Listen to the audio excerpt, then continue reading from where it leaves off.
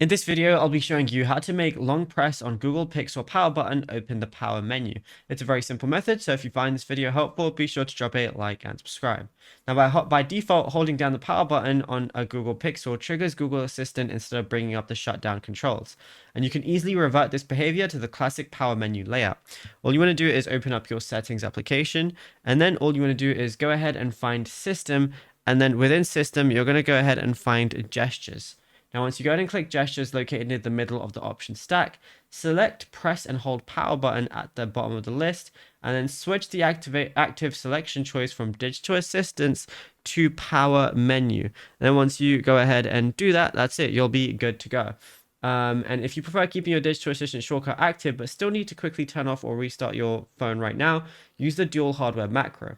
So press the power button and the volume button simultaneously, and this button combination bypasses the digital assistant layer completely and pops up the power off, restart, and emergency dashboard layout on your screen. And yeah, it's as simple as that. Now, if you found this video helpful, be sure to drop a like and subscribe, and also be sure to check out all our other tutorials as well.